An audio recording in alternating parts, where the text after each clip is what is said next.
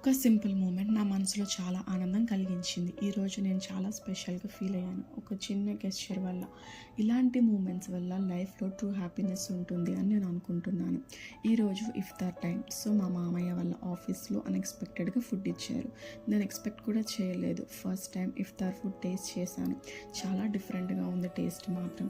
Chicken samosa, veg samosa, dates, chicken హరీస్, ఇంకా కొన్ని బ్రెడ్ ఐటమ్స్లో పన్నీర్ స్టఫింగ్ చేశారు. అదొక డిఫరెంట్ టేస్ట్.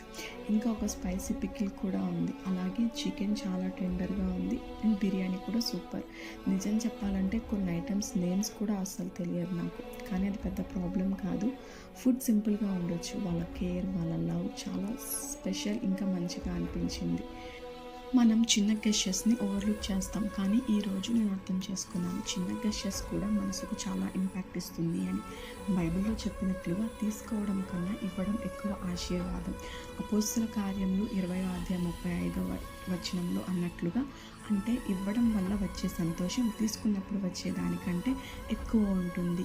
అది నిజమని నేను నమ్ముతున్నాను. మీరు కూడా ఇలాంటి మూమెంట్స్ ఎక్స్పీరియన్స్ చేశారా?